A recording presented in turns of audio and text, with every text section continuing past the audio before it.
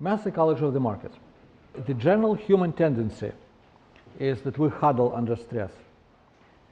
What do you think? What do you think? So is Tesla going up or is Tesla going down? Markets provide plenty of stress. And the tendency that we have, we look at what other people are saying. But the difference between the market and many other areas is that market is absolutely hostile. If you drive and accidentally swing into another lane, the guy who is driving behind you he may honk at you, but he'll hit the brakes because accidents are expensive for both parties. In the markets, you swing into your own lane, somebody will take your door off of your car together with your arm. So asking other people, what do I do, is probably not the best idea in trading. One of the worst things that traders do, they put in a trade, and let's say the guy buys Tesla, and now he goes on the internet to see what other people are saying about Tesla. Well, is that part of your trading system? I mean, you decided to buy when the moving average is up and prices are near the lower channel line, whatever you decided. You exit when prices hit the opposite channel line, but the question is, does looking at the chat rooms figure in your plans somehow? So it's a very dangerous thing, looking at what other people say. What we do in Spike Trade is based on a book that shocked me years ago. There is a very good financial journalist here in New York. His name is James Surowiecki, S-U-R-O-W-I-E-C-K-I, James Surowiecki. He wrote a book called The Wisdom of Crowds. And I saw that title and I said, wisdom of crowds? I thought crowds were dumb. Well, it all depends on how crowds are organized. The intelligent crowd is the one where people take decisions independently, and then the people who run the group just kind of bring those decisions together. In Spike Trade, where people compete for the best picks of the week, the site is goes under embargo on Friday at 5 p.m. It's under embargo right now. It's going to open at 3 o'clock, at 3:15 on Sunday. So everybody submits a pick for the competition, not knowing what other people are submitting. At 3:15, the site is open. Ask your questions.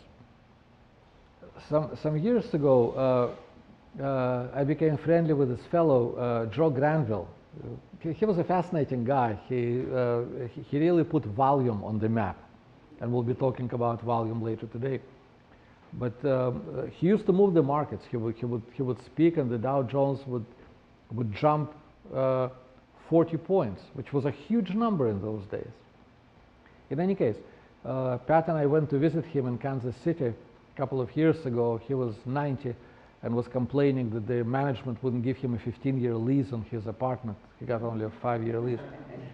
In any case, he only turned on his computer when it was time to send out his newsletter. Otherwise, he watched his quotes on the TV, on CNBC, on TV, you know, where they have the tape running. So he had a TV set with a towel over the TV and sound turned off. And so all he could see was the running tape below the picture. You have to isolate yourself from the crowd. The remedy from being swept up in market hysteria is make decisions alone and don't talk your book. Talk your book meaning don't tell other people what you have. It's not a good idea to share what you have, because if you tell them,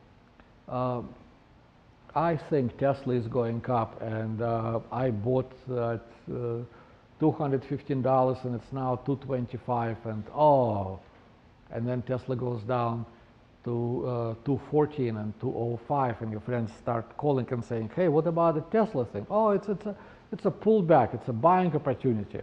Now it's down to $195. What about the Tesla? Oh, it's a pullback. Friends stop calling. Tesla is at 170.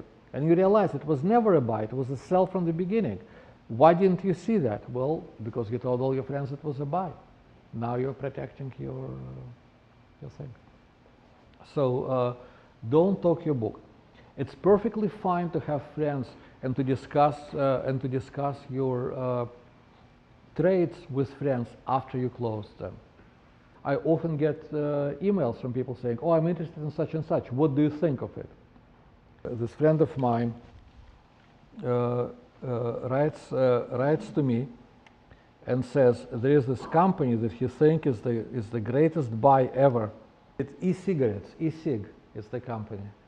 I wrote back to him, I said, I think you don't need to buy, you need a cold shower and then sell everything. It's a dying stock on its way down to zero.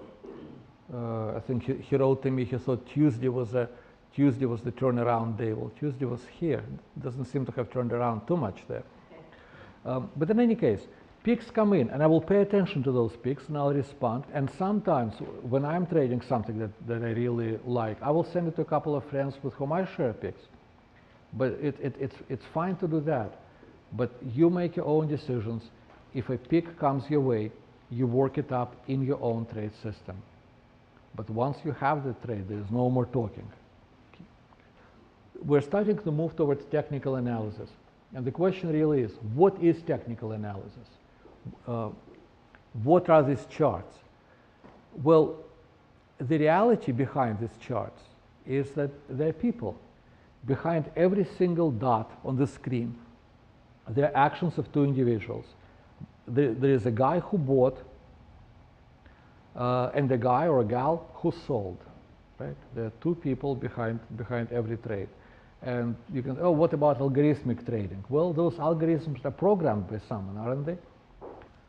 When we're looking at the charts, we're looking at footprints, and those footprints can be very messy or they can be very organized. Charts can be trending or charts can be caught up in congestion zones. Very easy to see all of them in the past, very difficult at the right edge.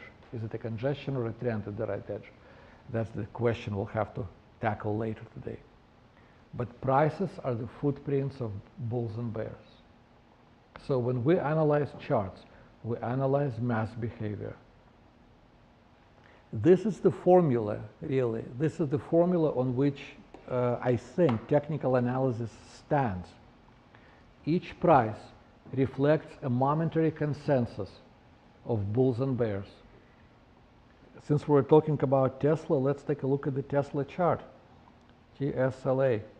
We'll look at the Tesla chart, and let's, well, this happens to be a daily chart, but let's go here, 5-minute chart. Each bar represents 5 minutes of trading. We can slice it even thinner. We can go to 1-minute chart. I don't think my software allows me to go any finer than that. Oh wow, having a nice rally in Tesla here. There was no rally on the daily chart, but you slice and dice, and eventually that's the danger. You slice and dice, you end up seeing what you want to see. So you have to have rules for your slicing and dicing, which we'll be discussing later today. But on this 1-minute chart, I just want to say to you, behind every single dot, never mind the bar, behind every single dot, there are two individuals.